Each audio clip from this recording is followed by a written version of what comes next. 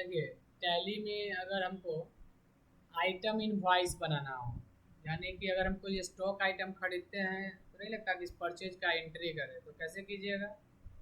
Entry तो सारा voucher में हम लोग रिकॉर्ड करते हैं।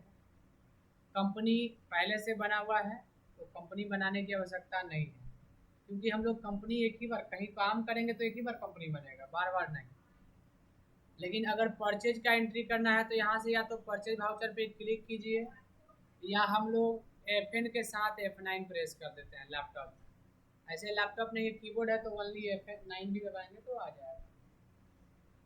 यहाँ पे परचेज का एंट्री करने के लिए यहाँ पर कौन सा मोड है वो देख लीजिए। तो चेंज मोड में जाइएगा ना, तो यहाँ पे 3 मोड है, जिसमें पहले हम लोग वाउचर मोड पढ़े थे, अभी अकाउंटिंग इनवॉइस भी पढ़ेंगे, लेकिन अभी आइटम इनवॉइस हम लोग पढ़ रहे हैं।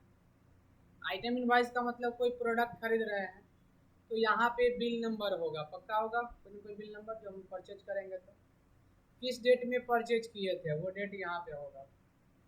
इसके बाद यहाँ पर दिया हुआ है कि आप किस डेट को रिकॉर्ड कर रहे हैं। ये वाला डेट आप F2 से चेंज कर सकते हैं। किससे? F2 से। पार्टी डिटेल्स, अगर कैश में खरीद रहे हैं तो कैश, लेकिन क्रेडिट बेसिस पे है तो वहाँ पे क्रिएट करना पड़ेगा पार्टी डिटेल्स। तो यहाँ पर लिख दिए एन एंड टी लिमिटेड, यानी एन एंड टी लिमिटेड से हम कोई प्रोडक्ट खरीद रहे हैं और हम उसे खरीद रहे हैं तो सन्ड्री क्रेडिटर होगा। बाकी उस कंपनी का एड्रेस यहाँ दे सकते हैं, स्टेट दे सकते हैं, पिन कोड, सारा कुछ कंट्रोल है। अब सेव हो गया वो लेजर। जैसे ही आगे बढ़ेंगे तो यहाँ पूछेगा रिसिप्ट डिटेल्स, तो ये सब अभी हमको नहीं देना है, आगे सीखेंगे। हाँ, यहाँ पर दे सकते हैं पार्टी डिटेल्स।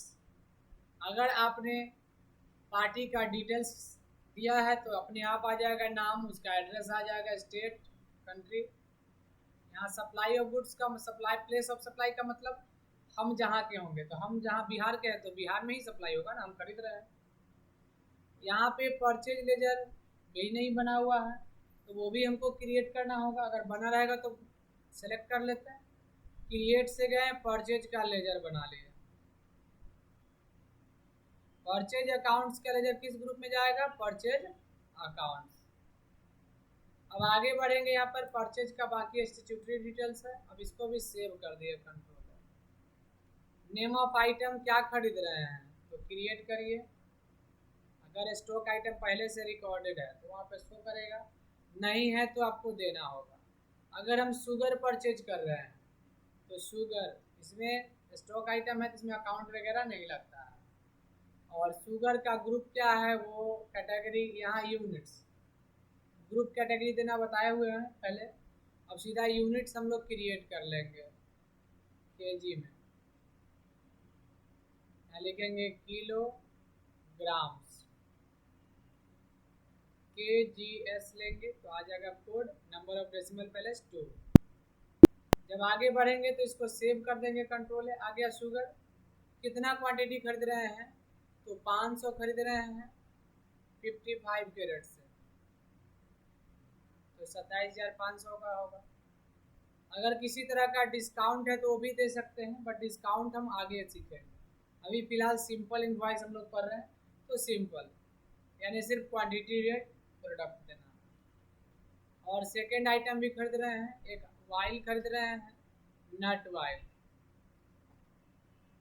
ये भी केजी में आएगा तो इसको भी केजी में ले लिए, कंट्रोल है। यूनिट बना हुआ था इसलिए बनाने की आवश्यकता नहीं है। अगर यहाँ पे हम मान लीजिए कि 15 केजी खरीद रहे हैं 350 कैरेट से, तो इतना का एक बार और इंटर मारेंगे। देखिए यहाँ पे तीसरा आइटम दे सकते हैं, नहीं देना है तो एंड ऑफ लिस्ट, और इसके बाद इसको सिंपली सेव कर दीजिए। क्रेडिट में है इसीलिए न्यू रेफरेंस है। यहाँ पे आप उस आदमी को पेमेंट ये कब कीजिएगा, कितने दिन में, तो 10 डेज में करिएगा तो 10 डेज लिख दीजिए। ये हो गया ड्यू डेट। होता है कि हम लोग किसी से उधारी लेते हैं तो ये कर लेते हैं कि कितना दिन बाद दे देंगे, तो वही हो गया ड्यू डेट्स, और इसको एक्सेप्ट कर दीजिए। ये परचेज था।